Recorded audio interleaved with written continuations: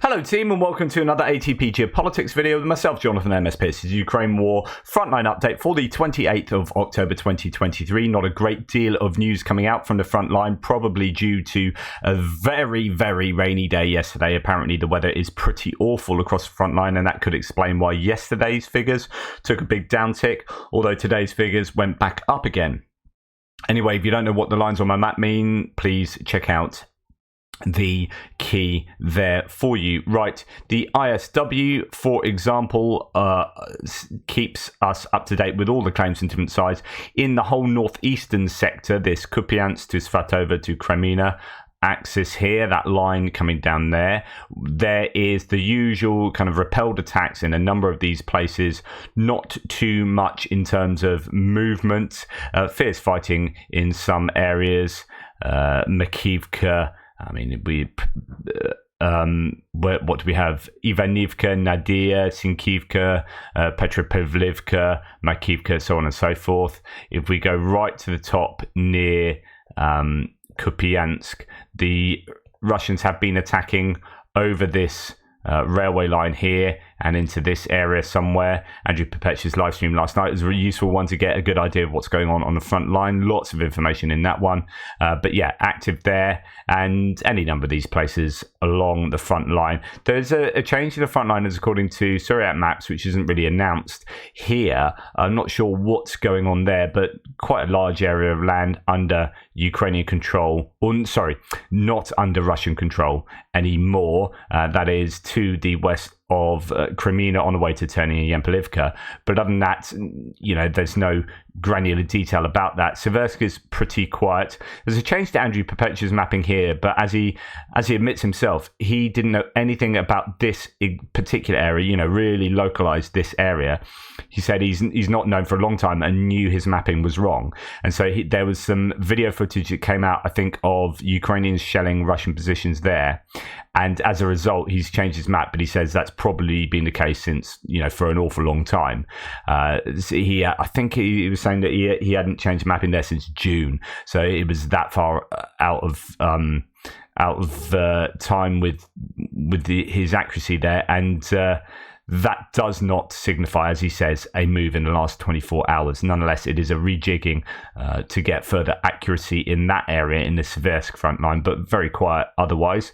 And then we come to Bakhmut.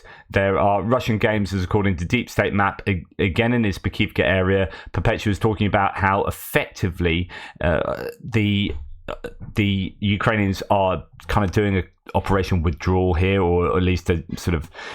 They got as far as they could, tried to take Bakivka. They actually got into Bakivka, if you remember, some months back at the beginning of the counter-attack in the Bakhmut area after the Russians culminated. But then they found it really difficult and found it was easier in other places and attacked more down towards here. But actually, they've been losing ground in the Rosali area as well of late. So there's been this gradual allowance of the Russians to move forward here. I don't know what the eventual objective is for the whole area, really, or indeed for Bakhmut in terms of the whole counteroffensive and the overarching operational and strategic objectives of the Ukrainians. The job here, in my books, is to fix and attrit Russian forces, and they're doing that successfully, and they can probably do that successfully in operationally withdrawing, funnily enough, as long as they keep the Russian troops here and not elsewhere, and in so doing attrit them to significant levels. There are successes still in the Klishchivka to Andriivka to Kurdyivka area.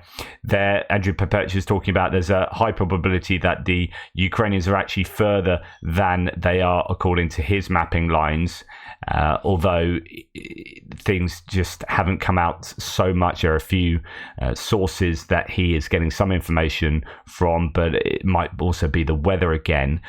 But in this general area, the Ukrainians could be further advanced to the west. And also, there are claims from one of his sources, but he hasn't got confirmation yet, or even like the exact details, but there might well be Ukrainian success just north of Zelenopilia here. So this is quite a decent unit that is operating around this area, and as a result, he's quite confident that they're doing a pretty good job there. There's footage coming out of Ukraine's attack. It's a different unit attacking over here from the other direction across the canal. There's footage which I saw yesterday myself of like a 4-wheel drive sort of thing with guy with a rocket launcher setting them off and then driving off. And Andrew Perpetua was saying that there's a bit of a difference between the professionalism of this unit and the unit that's operating there. But there's not this unit that's operating north of Kurdimivka and Zelenopilia doesn't release an awful lot of stuff on social media, so it's really hard to know exactly what's going on in that area unless you have sources on the ground. Anyway, as you come down to Avdiivka, although there's no changes, there hasn't really been any change for the last couple of days. Surat Maps has some gains north of Spartak here for the Russians, but in general, there aren't many changes, but it is worrying, and he's 100% aligned with what I feel here in this area, which is they are very close to the coke plant, and if the Russians get into the coke plant, it's effectively game over for Avdiivka.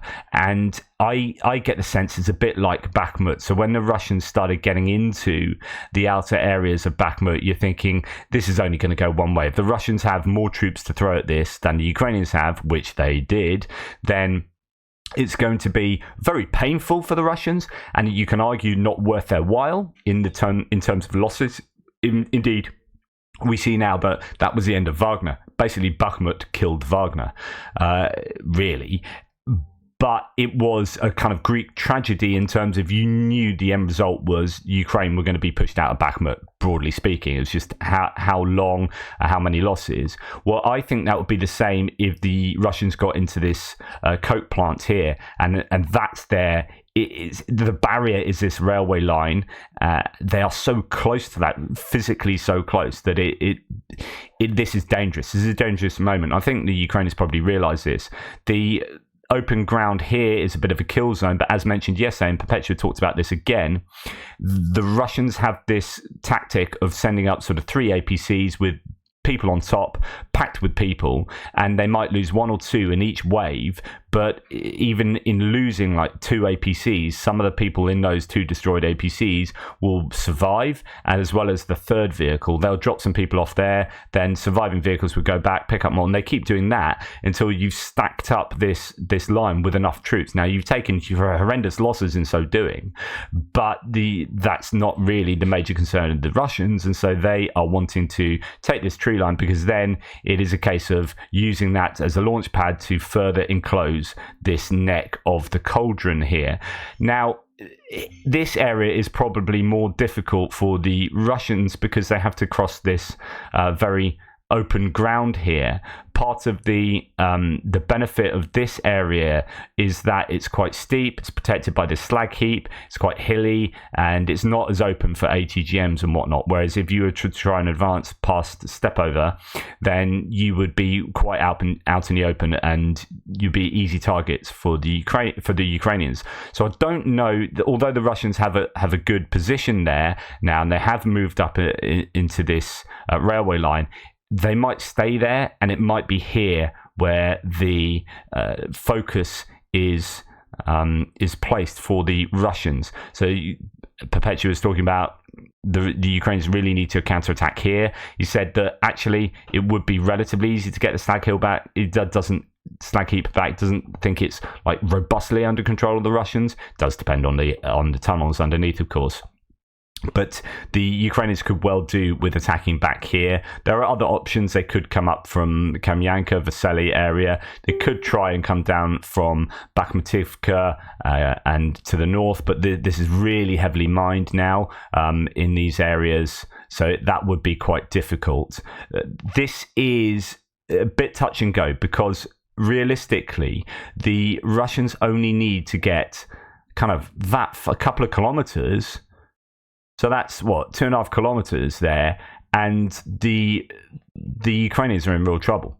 if the Russians get to there, then that road can't be used. And this is useful to understand here. So this is a map of the ground lines of communication going into Avdiivka. If they come down from the slag heap, then they're first of all cutting off these actual ground lines of communication, these smaller roads that you can't necessarily see when I'm zoomed out, but these roads will be actually cut, and then it's about getting close enough to the 00542 road and cutting that off, which from there, you've got ATGMs and whatnot. So really any movement now from the Russians over this railway line is a massive problem for the Ukrainians to keep hold of Avdiivka, and it is a useful place for the Ukrainians to keep hold of, because being a city, it's Perpetua saying that even though if the Ukrainians pull back to a kind of a defensive line that looked like this, they would require more troops than actually the longer defensive line within Avdiivka, because of the nature of defending a city and it being easier to do.